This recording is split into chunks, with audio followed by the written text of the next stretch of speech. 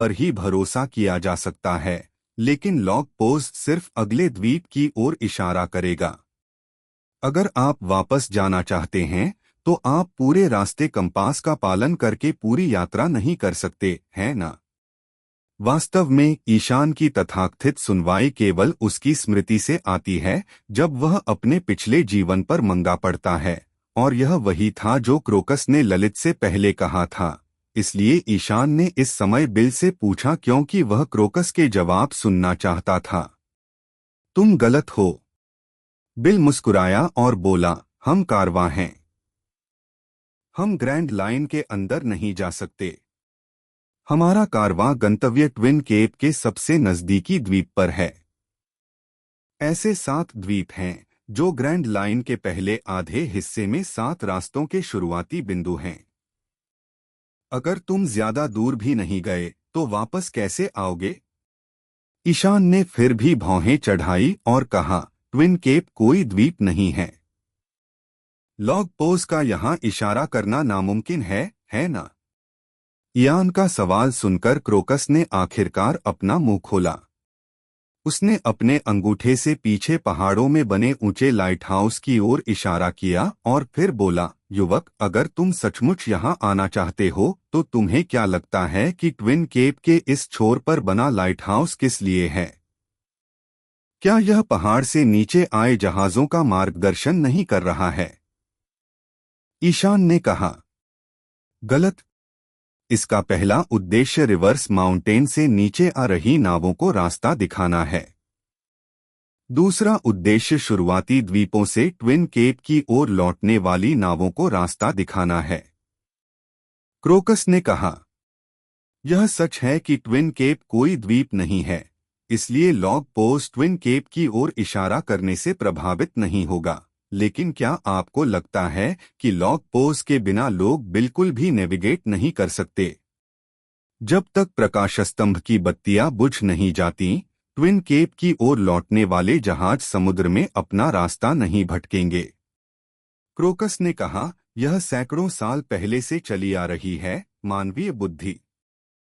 उस जमाने में जब लोगों ने लॉग पोज का आविष्कार नहीं किया था, नाविकों को प्रकाश स्तंभों द्वारा मार्गदर्शन मिलता था। ईशान थोड़ा समझ गया, सिर हिलाया, लेकिन फिर पूछा, अगर तुम शुरुआती द्वीप से ट्विन केप तक लौट भी जाओ तो ग्रैंड लाइन से बाहर कैसे निकलोगे? शांत बेल्ट में नौकायन करना नामुमकिन है ना? सचमुच हमारे जैसे कारवां बिना हवा के नहीं चल सकते। बिल ने कहा, शांत बेल्ट बहुत खतरनाक है। कैरसेकी से लैस युद्धपोत भी हर बार शांत बेल्ट को आसानी से पार नहीं कर पाते। हमारे साधारण व्यापारी जहाजों की तो बात ही छोड़ दीजिए, लेकिन हमारा अपना रास्ता है। यह बात कहते हुए बिल ने ईशान की ओर आंखें तरेड़ी और पूछा, ईशान, तुम्हें क्या लगता है कि समुद्र में ज्वार भाटा को प्रभावित करने वाले कारण क्या हैं? ईशान ने एक क्षण सोचा और कहा, जलवायु, तापमान और भौगोलिक कारक। बिल ने अपना सिर हिलाया और कहा, आपने जो कहा वह कारकों में से एक है, लेकिन आप सबसे महत्वपूर्ण कारक भूल गए। इसके बाद उन्होंने आकाश की ओर इशारा किया। ईशान ने संदेह से आसमान की ओर देखा और कहा, स्वर्ग? तुम बारिश की बात नहीं कर रहे हो, सूरज की बात कर रहे हो? मुझे पता है, यह चांद है। हाँ? बिल मुस्कुराया और सिर हिलाया। यह चांद है, समुद्र का ज्वार भाटा, ये सब चांद के गुरुत्वाकर्षण के कारण होता है। चांद के बिना आप समुद्र के उफनते ज्वार को नहीं देख सकते। आपको सिर्फ मृत जल ही दिखाई देता है। क्रोकस ने भी अपना मुंह खोला।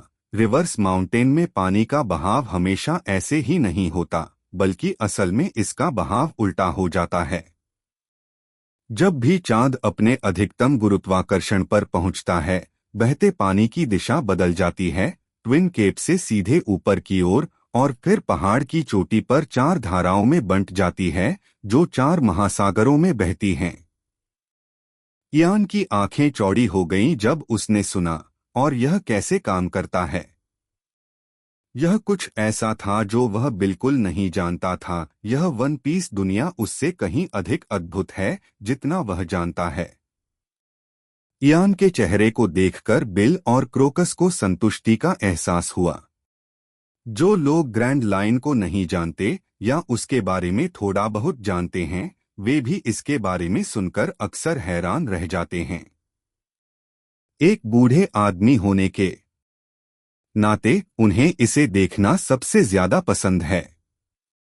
पहाड़ की विपरीत धारा को उलटने का समय बहुत निश्चित नहीं है, लेकिन आमतौर पर यह हर महीने की 15 और 17 तारीख के बीच होता है। बिल ने उसे समझाया, रिवर्स माउंटेन महान मार्ग के प्रवेश द्वार से बाहर निकलने की ओर मुड़ जाएगा, और हमारे जैसे कारवां जो वापस लौटना चाहते हैं, वे इस समय ट्विन केप आना पसंद करेंगे, विपरीत धारा के आने का इंतजार करेंगे और फिर ब्लू के रास्ते पर लौट जाएंगे। यह एक ऐसी बात है जो ग्रैंड लाइन से आगे पीछे आने जाने वाले ज्यादातर कारवां जानते हैं। क्रोकस ने कहा, कुछ अधूरे समुद्री डाकू यह नहीं जानते, या कुछ लोग जो ग्रैंड लाइन में बहुत अंदर तक चले गए हैं, वे ट्विन केप वापस नहीं लौट सकते। अगर वे ग्रैंड लाइन से बाहर निकलकर फॉर ब्लूज में लौटना चाहते हैं, तो वे जोखिम उठाएंगे और कैन बेट पार करेंगे। और यह वास्तव में समुद्री डाकुओं की ताकत पर निर्भर करता है। अगर वे काफी मजबूत हैं, तो वे सचमुच बाहर निकल सकते हैं, लेकिन अगर वे कमजोर हैं, तो वे बड़े समुद्री राजाओं के मुंह में दब जाएंगे। इसलिए यह कहना पूरी तरह गलत है कि आप ग्रैंड लाइन से बाहर निकल सकते हैं। ईशान के पास इन सवालों के जवाब देने के लिए शायद ही कोई होता था, इसलिए उसने बड़े चाव से सुना और दूसरा सवाल पूछा, ग्रैंड लाइन पर क्या हम सिर्फ उन्हीं 7 निश्चित रास्तों पर चल सकते हैं? जरूरी नहीं, क्रोकस ने कहा। तथाकथित निश्चित मार्ग सिद्धांत गलत है क्योंकि यह लॉग पोज के अनुसार जाने की दिशा मात्र है।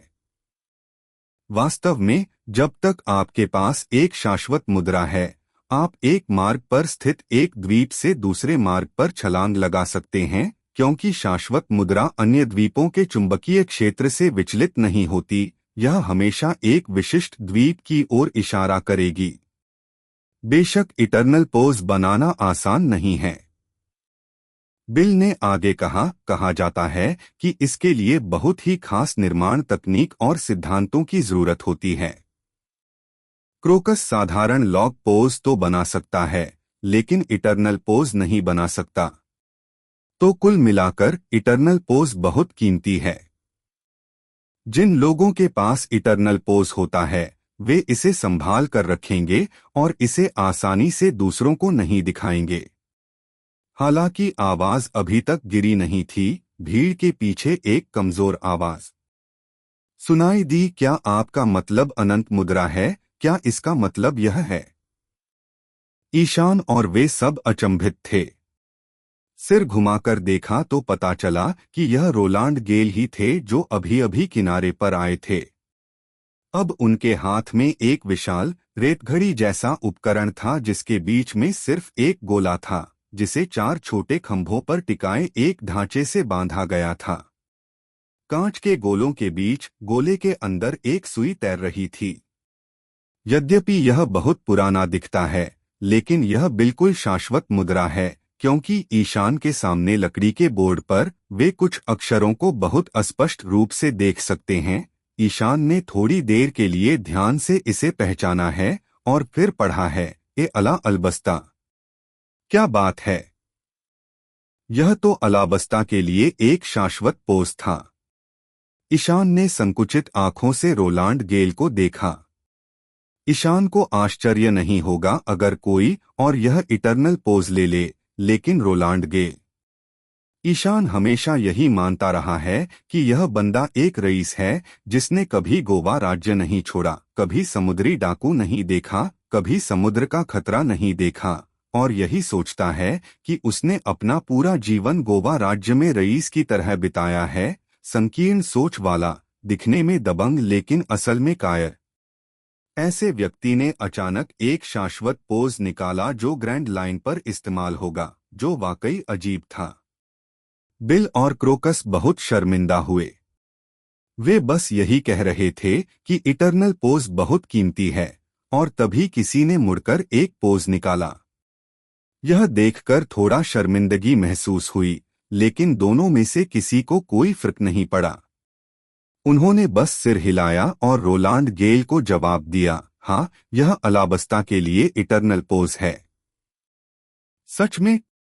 रोलांड गेल ने बड़े मान से इटर्नल पोज वापस लिया, उसे हाथ में लिया और कहा, मैंने सुना है कि अलाबस्ता ग्रैंड लाइन की कुछ प्राचीन सभ्यताओं में से एक है। क्या यह सही है? हाँ, अलाबस्ता की स्थापना हुए बहुत समय हो गया है। क्रोकस ने सिर हिलाया। ईशान को रोलांड गेल के हाथ में इटर्नल पोज के बारे में कुछ भी नहीं पता था। उसने बस उत्सुकता से पूछा, अलाबस्ता का इटर्नल पोज आपके पास क्यों है? यह मेरे पूर्वजों की बात है। रोलांड गेल ने जवाब दिया, मैंने सुना है कि 100 साल से भी ज्यादा पहले हमारा परिवार अलाबस्ता शाही परिवार की एक शाखा था, लेकिन मुझे नहीं पता कि वे अचानक अलाबस्ता छोड़कर पूर्वी ब्लू में क्यों रहने लगे। रोलांड गेल ने थोड़ा शर्मिंदा और थोड़ा उत्साहित होते हुए कहा। जब ईशान ने यह देखा तो उसने व्यंग्यात्मक लहजे में कहा, आप इस अनंत पोज को ग्रैंड लाइन में ले जा रहे हैं, और आप अलाबस्ता लौटने और वहां एक रईस बनने का मौका नहीं तलाश रहे हैं, है ना? रोलांड गेल ने आश्चर्य से ईशान की ओर देखा, तुम्हें यह कैसे पता? ईशान अपनी आंखें घुमाए बिना नहीं रह सका। क्या उसे यह बताने लायक है? एक कुलीन व्यक्ति कारवां के साथ ग्रैंड लाइन में गिर गया है। अनुमान है कि गोवा राज्य के कुलीनों के बीच उसकी स्थिति शर्मनाक थी, या वह नीचे गिरने लगा है। जब तक वह यह देख सकता है, रोलांड गेल की स्थिति का अंदाजा लगाना आसान होगा। बस अपने पूर्वजों द्वारा छोड़े गए अभिलेखों को देखना है और उसके लिए लड़ने के लिए अलाबस्ता जाना है। शाही शाखा, जब तक वह अपने परिवार की सफलता को जानता है, वह तुरंत पलट सकता है और एक महान कुलीन बन सकता है। और यह गोवा राज्य में लगातार नीचे गिरने से कहीं बेहतर है। उसके सवालों का जवाब देने के बजाय ईशान ने उससे पूछा, क्या तुमने कभी सोचा है कि अलाबस्ता कैसे पहुंचा जाए? नाव से। रोलांड गेल ने कहा, क्या तुम जहाज के रास्ते इटर्नल पोज का पीछा नहीं कर सकते? यह कितना भोला विचार था कि जब ईशान ने ये शब्द कहे तो बिल और उनके साथी अपना सिर हिलाए बिना नहीं रह सके। मुर्गे जितनी ताकत वाला एक रईस सोचता था कि वह सिर्फ एक बंदूक के दम पर ग्रैंड लाइन पर अकेले ही जीत हासिल कर सकता है। इन तथाकथित रईसों और आम लोगों के दिमाग अलग अलग होते हैं, इसलिए ईशान ने रोलांड गेल से गपशप करने की हिम्मत नहीं उठाई, बल्कि क्रोकस पर ध्यान केंद्रित किया। उसे याद आया कि ट्विन केप्स लाइटहाउस का रक्षक, जो महान समुद्री डाकू गोल डी रवि के जहाज पर था, कुछ समय के लिए नाव का डॉक्टर था। यानी उसके सामने वाले बूढ़े व्यक्ति के पास अच्छी चिकित्सा क्षमता होनी चाहिए। इसलिए ईशान क्रोकस से पूछना चाहता था कि क्या उसके पास कुनिना के लिए कोई इलाज है। लेकिन ईशान उससे सीधे यह नहीं पूछ सकता था। उसे पहले उस विषय को निकालना होगा। सौभाग्य से उसके बगल में बिल था। वह पाइप पी रहा था और अचानक उसे खांसी आ गई। बिल्स का पुराना दोस्त होने के नाते क्रोकस को स्वाभाविक रूप से उसकी परवाह करनी चाहिए। इस अवसर का लाभ उठाते हुए ईशान ने आखिरकार पूछ ही लिया, अंकल, अपनी आवाज तो सुनो, क्या उसे कोई दवा चाहिए? क्रोकस ने सहजता से सिर हिलाया और अगला काम आसान हो गया। ईशान ने चिंतित होकर कुनिना की कहानी सुनाई और क्रोकस से समाधान जानना चाहा। क्रोकस ने अपनी दाढ़ी को काफी देर तक पकड़े रखा, फिर बोला, मैंने मरीज को नहीं देखा है, इसलिए मुझे ज्यादा जानकारी नहीं है। आपके अनुसार मरीज के बेहोश होने के कई कारण हैं और मेरे पास इसका कोई सही समाधान नहीं है। फिर भी मैं मरीज के स्वास्थ्य के लिए कुछ दवा लिख सकता हूँ। शायद इससे उसे होश में लाने में मदद मिल सके। ईशान को इससे बहुत संतुष्टि मिली है। इवानकोव ने एक बार उससे कहा था कि साधारण दवा कुइना पर ज्यादा असर नहीं करती, बल्कि इसे थोड़ा बहुत असर ही समझा जा सकता है। क्रोकस एक बुजुर्ग थे, उनके पास स्वाभाविक रूप से समृद्ध अनुभव और ज्ञान है, और शरीर को पोषण देने वाली दवा का उनका नुस्खा पूर्वी ब्लू के उन डॉक्टरों से बेहतर होना चाहिए। बिना किसी देरी के क्रोकस ने एक कलम और कागज निकाला और ईशान को दवा लिख दी। हालांकि पर्चे मिलने के बाद ईशान को एक कठिनाई का सामना करना पड़ा। उन्होंने रिवर्स पर्वत को पार कर लिया है, वह पर्चे को फ्रॉस्ट मून गांव में वापस कैसे भेज सकता है? क्रोकस ने उसकी दुविधा देखी, मुस्कुराया और कहा, चिंता मत करो, मेरे पास फैक्स मशीन है। बस ईस्ट ब्लू में अपने दोस्तों से संपर्क करो और दवा दे दोगे। ईशान जानता है कि फैक्स मशीन क्या होती है। इस दुनिया में डेन डेन मुशी जैसी चीजों की वजह से लोगों ने अपनी तरह की एक फैक्स मशीन विकसित की है। यह एक बाहरी अटैचमेंट है। जब तक यह अटैचमेंट डेन डेन मुशी के खोल पर लगा रहता है, तब तक तस्वीरें और दस्तावेज लंबी दूरी तक भेजे जा सकते हैं। मरीन दुनिया भर के समुद्री लुटेरों पर इनाम रखते हैं और वे ऐसा इसी तरह करते हैं। विभिन्न शाखाओं द्वारा पुरस्कृत किए जाने वाले समुद्री लुटेरों की तस्वीरें मरीन मुख्यालय को फैक्स की जाती हैं और फिर उन्हें वांछित सूची में शामिल करने के बाद इनाम की राशि शाखाओं को वापस भेज दी जाती है। क्रोकस के पास वहां एक फैक्स मशीन है जिसके बारे में ईशान ने कभी सोचा भी नहीं था। उसके पास खुद एक डेन डेन मुशी भी थी। अब दवा का पर्चा गांव में वापस भेजा जा सकता था, लेकिन उसे किससे संपर्क करना चाहिए? अगर उसे दस्तावेज फैक्स करने हैं तो उसे किसी ऐसे व्यक्ति को जानना होगा जो उन्हें प्राप्त कर सके। ईशान यही सोचता रहा और आखिरकार उसने शरारती चेहरे के साथ सूर्या से संपर्क किया। हालांकि लॉकडाउन में रहते हुए सूर्या ने उसे बाहर निकाल दिया था, ईशान जानता था कि सूर्या असल में उसका दोस्त है। और हाँ, जब ईशान ने उससे संपर्क किया तो सूर्या ने न तो कोई रुखाई से और न ही कोई रुखाई से जवाब दिया, बल्कि इयान का फोन काटने से पहले उसने कहा, बात आगे बढ़ाओ। क्रोकस के मार्गदर्शन में ईशान ने फैक्स मशीन को अपने डेन डेन मुशी पर लगाया और फिर उसके सामने पर्चा रख दिया। डेन डेन मुशी की दो बड़ी आंखें नीचे झुककर पर्चा देखने लगीं।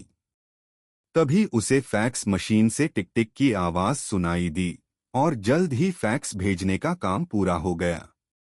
प्राप्त दवाओं को डाक से भी पहुंचाना होता है, इसलिए ईशान ने सूर्या से कहा कि वह उन्हें जितेंद्र और योसाकू को दे दे। ईशान ने उन्हें कोशिरो के घर का पता बता दिया था, ताकि अगर कोशिरो कुछ वापस भेजना चाहे तो वे उसे फ्रॉस्ट मून विलेज वापस भेजने में मदद कर सकें। इस दृष्टिकोण से एक समुद्री डाकू शिकारी के रूप में इयान की पहचान ने बहुत महत्वपूर्ण भूमिका निभाई है। अगर ईशान एक समुद्री डाकू होता तो सूर्या कभी उसकी मदद नहीं करता और वह उसकी परवाह नहीं करता। पूरी दोपहर ट्विन केप में रुकने के बाद इयान की नाव की आखिरकार मरम्मत हो गई।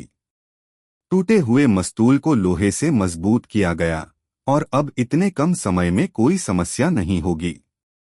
इसलिए कारवां फिर से रवाना हुआ और ईशान और बिल ने किनारे पर क्रोकस को अलविदा कहा।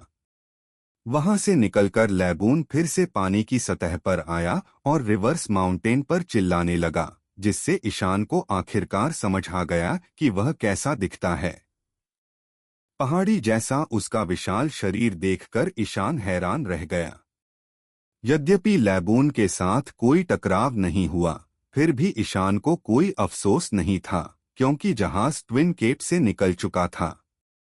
ग्रैंड लाइन में प्रवेश करने के बाद ईशान को बहुटर्मिनल जलवायु परिवर्तन का एहसास हुआ। जब जहाज समुद्र में चलते हैं तो पहले ही सेकंड में उन्हें पसीना आने लगता है। अगले ही सेकंड में अचानक बर्फ के टुकड़ों वाली ठंडी हवा चलने लगती है और भोर से पहले ही सूरज चमक उठता है। तो जल्द ही एक तूफान आ सकता है। ऐसी अस्थिर जलवायु के कारण कारवां के नाविक बहुत परेशान थे। 3 दिन की नौकायन यात्रा के बाद कई कमजोर नाविक बीमार हो गए। सौभाग्य से यह अनुमान लगाया गया कि कारवां ने रिवर्स माउंटेन के प्रवेश द्वार पर अपनी सारी बदकिस्मती खत्म कर ली थी। रास्ते में छोटे समुद्री लुटेरों की एक लहर के अलावा रास्ते में कोई और खतरा नहीं था, जिसका सामना ईशान और अन्य भर्ती किए गए अनुरक्षकों ने किया। 3 दिन बाद शाम को ईशान ने पाया कि बदलती जलवायु में सुधार हुआ है और वह काफी हद तक स्थिर हो गई है। उसी समय समुद्री हवा से हल्की सुगंध भी आ रही थी। ईशान ने फिर नाक से सूंघा और बिल से पूछा, ये कैसी गंध है? कहाँ से आई? बिल का मूड अच्छा था। उसने ईशान को घूरते हुए कहा, अंदाजा लगाओ, क्या हम अपनी मंजिल के करीब पहुंच रहे हैं? ईशान को अचानक याद आया कि ग्रैंड लाइन पर अगर मौसम स्थिर रहा तो वे किसी द्वीप के करीब पहुंच जाएंगे। हाँ हाँ, बिल्कुल सही। बिल हंसा और बोला, इस बार तो सब बहुत बढ़िया चल रहा है। जैसे जैसे नाव आगे बढ़ी, हवा में सुगंध और अधिक तीव्र होती गई और इस बार ईशान को अंततः वह सुगंध महसूस हुई, जैसे भुने हुए मांस की गंध।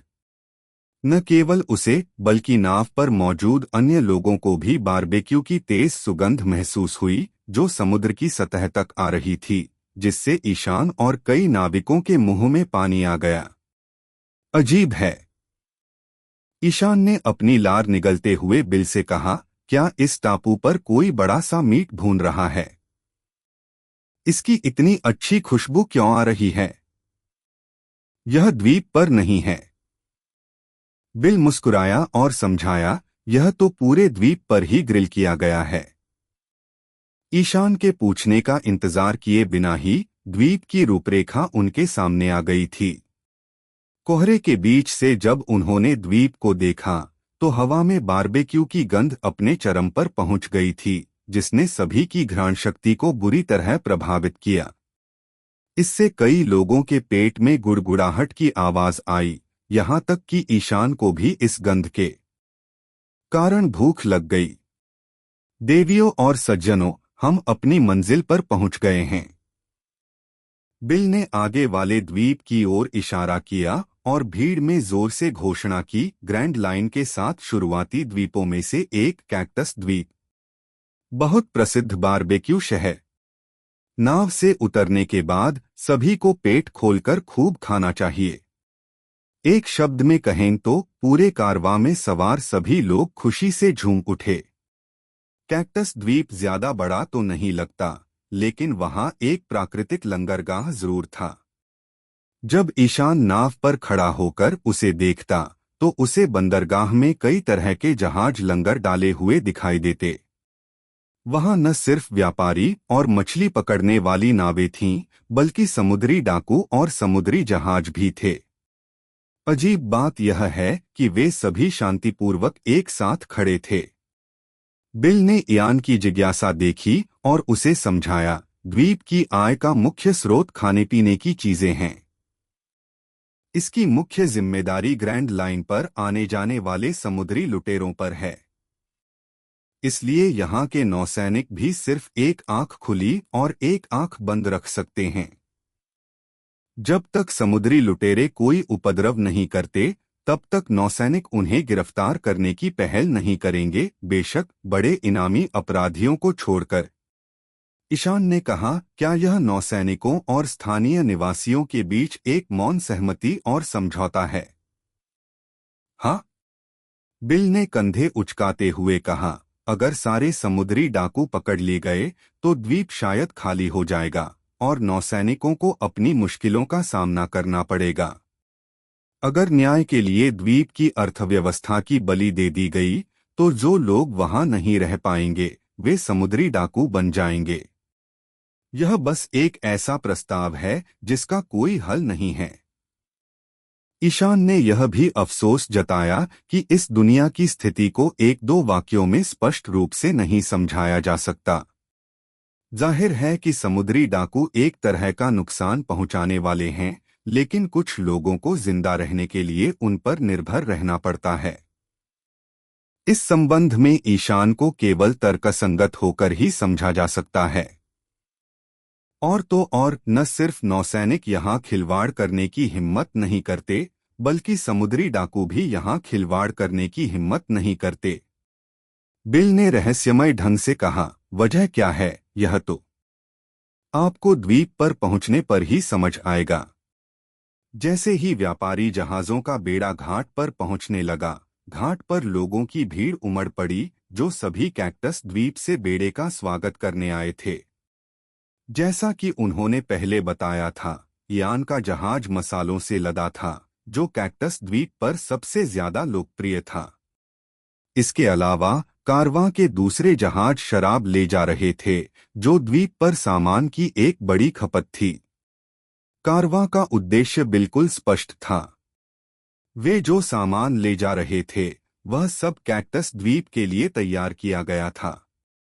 चूंकि कारवां का उद्देश्य शुरू से ही तय था और ईशान ने उसका पालन किया था, इसलिए वह व्हिस्की पीक जाकर लफी के रास्ते पर नहीं जा सकता था।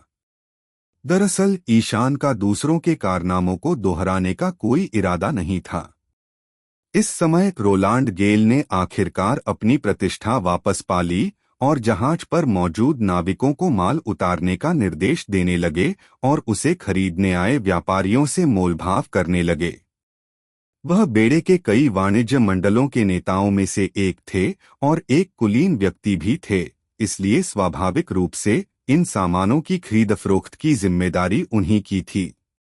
इयान का इससे कोई लेना देना नहीं था। कारवां का यहां तक सुचारू रूप से पहुंच जाना ही इयान का मिशन था, इसलिए उसने अपना सामान उठाया और बिल के पीछे नाव से उतर गया। जमीन पर कदम रखते ही ईशान को अपने पैरों में गर्माहट और आराम का एहसास हुआ। खुशबू के अलावा इस द्वीप की हवा में एक तरह की गर्मी भी थी।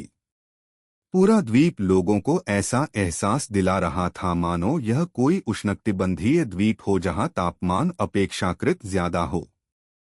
चलो मैं तुम्हें एक मशहूर दुकान पर ले चलता हूं। इस यात्रा में तुम्हें संभाल कर रखूंगा। बिल ने ईशान को अपनी ओर खींचा और कहा।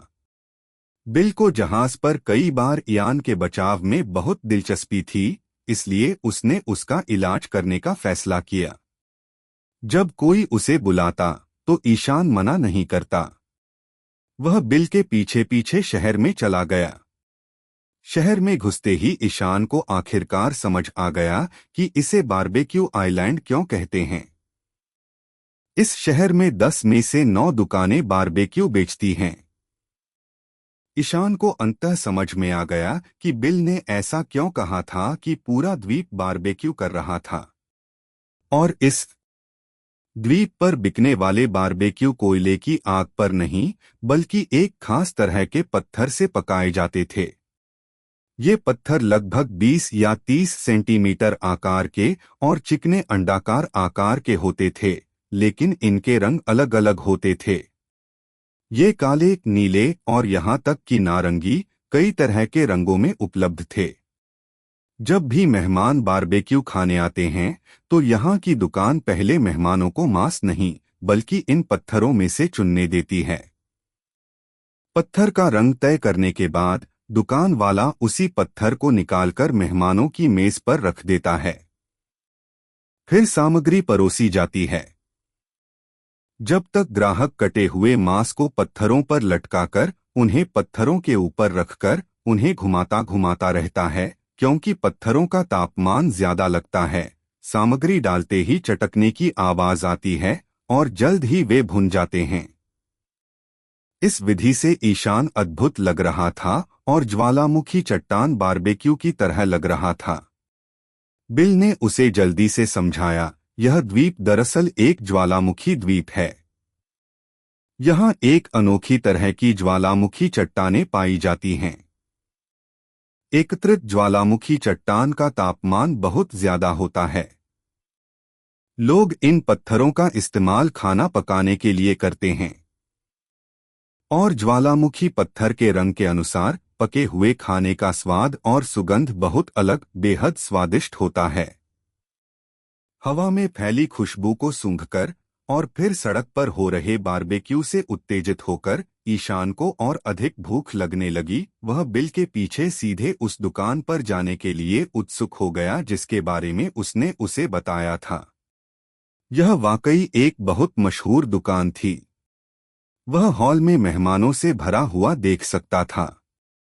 तरह तरह के लोग थे, जिनमें फैशनेबल पर्यटक भी थे, खुलेआम खाते पीते समुद्री डाकू भी थे, और यहाँ तक कि ईशान को कोने में कुछ समुद्री सैनिक भी दिखाई दे रहे थे जो अपने सिर चबा रहे थे और दबा रहे थे। समुद्री डाकू और नौसैनिक एक ही दुकान में खाना खाते थे, ऐसा ईशान ने पहले कभी नहीं देखा था, लेकिन यहाँ तो यह सामान्य बात थी।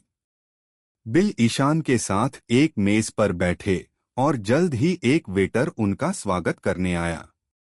बिल ने एक ही सांस में ढेर सारी चीजें ऑर्डर कर दी। भुनी हुई सब्जियां, भुना हुआ बीफ, भुना हुआ मटन, भुनी हुई मछली, भुना हुआ समुद्री भोजन, यहाँ तक कि भुने हुए समुद्री जीव और भुने हुए समुद्री राजा। बस बाद वाले दो ज्यादा महंगे थे और उन्होंने कम ऑर्डर किए। हाँ हाँ, क्या मैं उस समुद्री राजा की पूंछ ऑर्डर कर सकता हूँ जिसने शरद का हाथ खाया था? बेकिंग के लिए इस्तेमाल होने वाले पत्थर भी कई रंगों में लाए गए थे। पत्थरों को एक विशेष ट्रे पर रखा गया था जिसके चारों ओर एक बंद ग्रिल लगी हुई थी। ईशान बेसब्री से बीफ और ग्रिल्ड फिश का एक गुच्छा उठाकर नारंगी पत्थर की ग्रिल पर पकाने लगा। पकते ही ईशान ने उन्हें अपने मुंह में ठूंस लिया। अगले ही पल इयान की आंखें खुली की खुली रह गईं। उसे अंदाजा भी नहीं था कि बेक किया हुआ खाना इतना स्वादिष्ट था। कहते हैं कि बिना कोयले की आग के खाने में धुएं जैसा स्वाद नहीं होता। ईशान ने सोचा कि पत्थर पर पकाकर भी ऐसा ही होगा। जब वह उसके मुंह में गया तो न सिर्फ धुएं जैसा स्वाद आया, बल्कि मांस भी बेहद नाजुक था, जो कहने को नहीं, एक अनोखा स्वाद था। ईशान बता नहीं पाया कि क्या था। अंदाजा है कि यह नारंगी ज्वालामुखी पत्थर से आया था। एक निवाले के साथ ही ग्रेवी उसके मुंह में फूट पड़ी। उसे लगा कि उसका मुंह पूरी तरह से तृप्त हो गया है। ईशान ने एक लंबी सांस छोड़ी। उसे महसूस हुआ कि पिछले 2 दिनों में उसने नाव पर जो कुछ खाया था वह इस बारबेक्यू के सामने सूअर का मांस था। इसलिए उसने बिल के सामने विनम्रता दिखाने की जरा भी परवाह नहीं की। उसने जल्दी से बारबेक्यू के कुछ टुकड़े उठाए और हर रंग के पत्थरों पर रखकर बेक किया। बेशक स्वाद लाजवाब था। हर रंग के पत्थरों के स्वाद में थोड़ा बहुत फर्क जरूर होता था और हर पत्थर का स्वाद अनोखा होता था। बिल ने चेहरे पर मुस्कान लिए उसकी ओर देखा, फिर वेटर को बुलाया और उसे बियर के कई मग लाने को कहा। बियर और बारबेक्यू, यह एकदम सही मेल है। इस भोजन ने उसे इतनी तेजी से पीने और खाने पर मजबूर कर दिया कि उसे सांस लेने का भी समय नहीं मिला। अंत में जब ईशान रुका, उसका पेट भर गया था और फटने वाला था। वह कुर्सी पर लेटा हुआ था, आलसी और गतिहीन, और इस दुनिया में आने के बाद पहली बार उसने बारबेक्यू में इतने आराम से खाना खाया था। बिल एक बूढ़ा आदमी था, धीरे धीरे खाता था, इसलिए जब ईशान ने खाना बंद किया तब भी वह धीरे धीरे चबा रहा था और समय समय पर बियर का एक बड़ा घूंट ले रहा था। बहुत आराम से खा रहा था। ईशान अब और नहीं खा सकता था। स्वाभाविक रूप से उसे उसका इंतजार करना पड़ा। इसलिए इस समय वह दुकान में इधर-उधर देखने के मूड में था। हालांकि चारों ओर देखते समय पहली नजर में ईशान इतना डर गया कि वह लगभग उछल पड़ा, क्योंकि उसने इस दुकान में एक काला समुद्री डाकू झंडा देखा था। और वह कोई साधारण समुद्री डाकू झंडा नहीं था। हॉल की दीवार पर टंगा एक समुद्री डाकू का झंडा था। झंडे पर लाल होठों वाला एक कंकाल बना हुआ था। ईशान पहले तो उसे पहचान नहीं पाया, लेकिन जैसे जैसे वह उसे देखता गया, वह उतना ही जाना पहचाना लगने लगा। अचानक उसके दिमाग में किसी का ख्याल आया, तो वह एक पल के लिए डर गया। उसने धीमी आवाज में पूछा, अरे बिल, यह समुद्री डाकू झंडा क्या सचमुच? क्या तुमने वो देखा? बिल मुस्कुराया और बोला, लगता है तुम्हें अभी भी थोड़ी जानकारी है। हाँ, वो समुद्री लुटेरों का झंडा। मैंने सुना है कि ये नई दुनिया के 4 बादशाहों में से एक है। बिग मा समुद्री लुटेरों की रेजिमेंट का झंडा। क्या बात है! ईशान सचमुच हैरान रह गया। उसने ग्रैंड लाइन में प्रवेश करते ही पहले द्वीप पर योनकोस समुद्री डाकू का झंडा देखने की उम्मीद नहीं की थी। चूंकि यहाँ बारबेक्यू बहुत मिलता है, इसलिए यह द्वीप 4 सम्राटों में से एक बड़ी माँ के संरक्षण में था। बिल फुसफुसाया, इसीलिए मैंने तुमसे कहा था कि समुद्री डाकू आसानी से उपद्रव करने की हिम्मत नहीं करते। कैक्टस द्वीप उन्हें श्रद्धांजलि और रसद देता है, और वह उन्हें द्वीप के लिए आश्रय प्रदान करने के लिए अपने समुद्री डाकू ध्वज का उपयोग करने की अनुमति देती है। हालांकि मैंने 4 सम्राटों को कभी नहीं देखा, मैं यहाँ कई बार आया हूँ, समुद्री डाकुओं की बातें सुनता हूँ, यह गलत नहीं हो सकता। अब द्वीप की दुकानें मूल रूप से बड़ी माँ के समुद्री डाकू ध्वज से सुसज्जित हैं, ताकि समुद्री डाकू उपद्रव न कर सकें। इसमें कोई आश्चर्य नहीं कि जब बिल द्वीप पर गया तो उसने इतना रहस्यमय व्यवहार किया। ऐसा कहा जाता है कि 4 सम्राटों में से एक प्रभाव का दायरा नई दुनिया में है, लेकिन अगर द्वीप भोजन में समृद्ध था तो स्थिति अलग होगी। इसलिए भले ही द्वीप अभी भी ग्रैंड लाइन के पहले भाग में था, ईशान ने यहाँ भी उसका नाम सुना। पहली बार ईशान को बड़े समुद्री लुटेरों की असली ताकत का एहसास हुआ। यही तो 4 बादशाहों की प्रतिष्ठा है। अगर वे यहाँ न भी होते तो भी उनके झंडे ही नौसैनिकों और समुद्री लुटेरों को डरा सकते थे। तो यह द्वीप काफी शांतिपूर्ण होना चाहिए, है ना? जैसे ही ईशान इस बारे में सोच रहा था, उसने अचानक अपने बगल में बैठे मेहमानों की टिप्पणियों की झड़ी सुनी। क्या तुमने सुना? डाइन एंड डैश का दीवाना फिर से द्वीप पर आ गया है। फिर से? कितनी बार? 10वीं बार? हाँ, कौन जाने। पर बता दूं, वो बंदा वाकई कमाल का है। वो कैक्टस आइलैंड पर कई बार खाना खाने और पकवान बनाने आया है। हाँ, यह एक द्वीप है जिस पर बड़ी माँ का आश्रय है। अगर वह पकड़ा गया तो उसकी खाल उधेड़ दी जाएगी। लेकिन दिक्कत ये है कि वो उसे पकड़ नहीं पा रहे। मैंने सुना है कि ये बंदा तेज दौड़ता है और द्वीप की हर दुकान इसे नहीं पहचानती, इसलिए इसने बार बार और सफलतापूर्वक काम किया है। उसके बाद ईशान ने और कुछ नहीं सुना। बस उसके दिल में घास कीचड़ के घोड़ों की धड़कन दौड़ती हुई महसूस हुई। क्या बात है! ये तो बहुत जाना पहचाना सा लग रहा है। यान की राय में केवल एक ही व्यक्ति था जो पैटर्न में भोजन कर सकता था। इस स्तर और शैली से वह आरव होना चाहिए।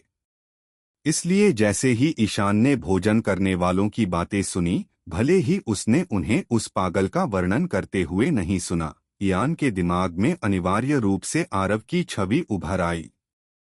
बिल्कुल, मैं गलत नहीं हो सकता, उसके अलावा कोई और ऐसा नहीं कर सकता था। ईशान को बस थोड़ा सा दुख हुआ। उसने सोचा कि आरव उससे 1 महीने पहले ही ग्रैंड लाइन में आ गया था। अब उसके लिए आरव से दोबारा मिलना बहुत मुश्किल होगा।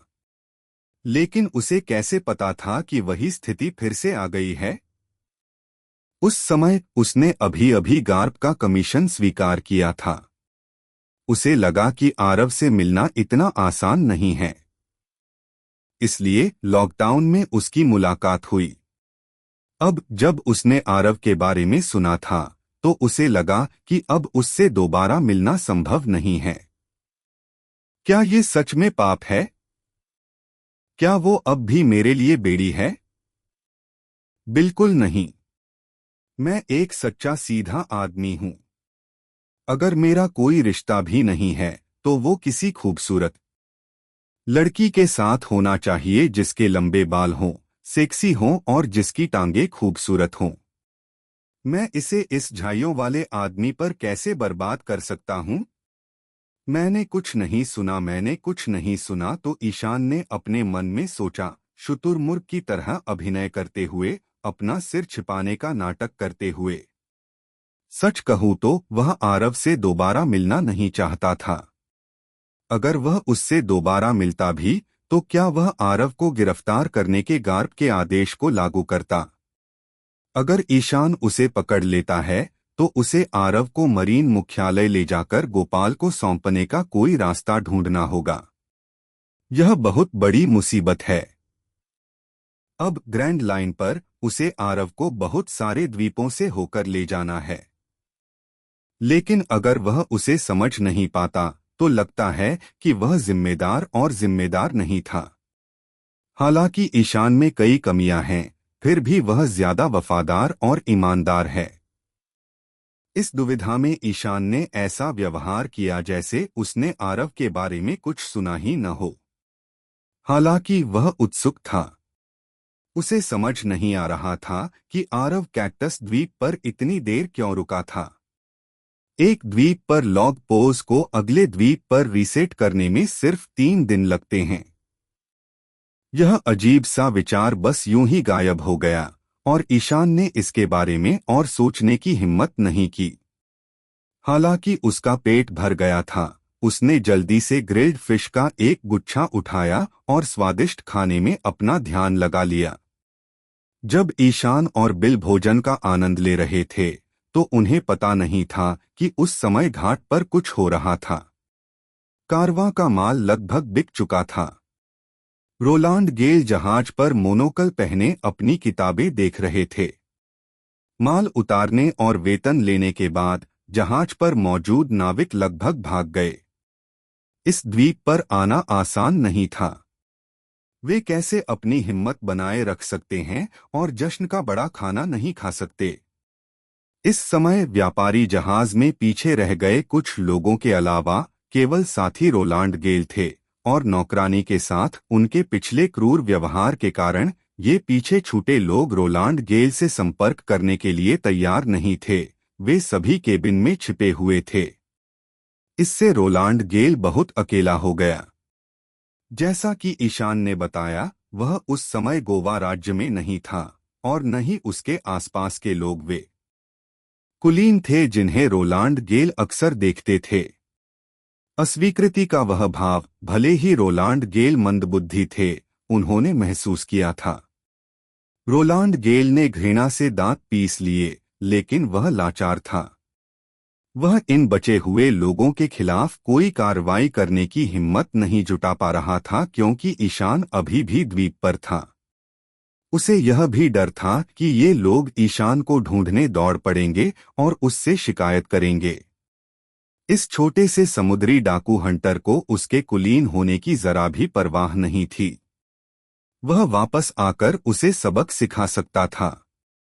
नहीं, रोलांड गेल ने पतन के बाद कुछ सोचा। दरअसल उन्होंने अब गोवा राज्य में वापस न लौटने का फैसला कर लिया है। हाँ, रोलांड गेल का मन तब से बदल गया जब से उसे पता चला कि उसके पूर्वजों द्वारा सौंपी गई अनंत मुद्रा वास्तव में अलाबस्ता की ओर इशारा कर रही थी। अगर इटर्नल पोज सही था तो यह भी सच होगा कि उसके पूर्वज अलाबस्ता राजघराने के सदस्य थे। अगर वह अलाबस्ता जाकर अपनी पहचान साबित कर सके तो वह अलाबस्ता में जरूर एक रईस बन जाएगा। यदि कोई व्यक्ति शाही वंश का है जो कि पूर्णतः महान कुलीन व्यक्ति है तो उसे गोवा राज्य की तरह निम्न कुलीन होने की आवश्यकता नहीं है, जो अन्य कुलीनों को प्रसन्न करने के लिए कुछ भी करता है, दूसरों की चापलूसी करता है, बल्कि उसे दूसरों को चापलूसी करने और प्रसन्न करने देना चाहिए। एक और वह पूर्वी ब्लू के एक छोटे से देश का एक छोटा सा कुलीन व्यक्ति है। दूसरी ओर वह ग्रैंड लाइन के एक प्राचीन सभ्य राज्य के शाही परिवार का सदस्य है। अगर वह अपनी उंगलियों से भी सोचे तो वह अपने लिए सबसे अच्छा चुन सकता है। रोलांड गेल ने इस समय अलाबस्ता जाने का मन बना लिया था और अब कैक्टस द्वीप में कारवां ने उसे खूब पैसा कमाया है। उसने अपना हिस्सा ले लिया है, इसलिए उसे कुछ लोगों को भर्ती करना चाहिए, एक नाव लेनी चाहिए और फिर अपने महान कुलीन सपने को पूरा करने के लिए अलाबस्ता जाना चाहिए। इस बात को ध्यान में रखते हुए रोलांड गेल का नाव पर सवार लोगों की परवाह करने का कोई इरादा नहीं था और इतने लंबे समय के बाद रोलांड गेल को भूख लगी और पूरे द्वीप में मांस की खुशबू फैल गई। रोलांड गेल ने अपना थूक निगला और नाव से उतरकर एक शानदार रेस्टोरेंट ढूंढने और ग्रैंड लाइन के स्वादिष्ट भोजन का आनंद लेने की योजना बनाई। उठकर अपने कपड़े ठीक किए, अपनी टोपी और बैग पहना, रोलांड गेल अकेले ही नाव से उतरने वाला था, जबकि वह जहाज पर बचे लोगों को घूरता रहा। हालांकि जैसे ही वह घाट पर पहुंचा और अपना पैडल उठाया, उसने अपनी बाईं आंख के कोने से एक चीज को देखा। उसने अचानक देखा कि पानी की सतह पर कुछ दिखाई देने वाला है। पीछे मुड़ते ही उसने पाया कि कुछ दिखाई दे रहा है। उसके चेहरे पर एक चमक थी। यह एक नारंगी गोल वस्तु थी जो मानो पानी के नीचे से अचानक निकलकर उसकी नाव के पास आ गई हो। रोलांड गेल ने इधर-उधर देखा और किसी ऐसे व्यक्ति को ढूंढना चाहा जो उस चीज को उठाने में उसकी मदद कर सके, लेकिन उसे पता चला कि वहां कोई नहीं था, इसलिए उसे खुद ही गोदी में जाकर यह काम करना पड़ा। खुशकिस्मती से उसके हाथ में एक बेंत थी और वह अजीब चीज उसके जहाज के पास ही थी। रोलांड गेल गोदी में घुटनों के बल बैठा था, अपनी बेंत का मुड़ा हुआ सिरा आगे बढ़ाकर उसे हुक से बांध रहा था। वह एक कुलीन व्यक्ति था जो हमेशा दिखावे और सुंदर चालढाल पर जोर देता था।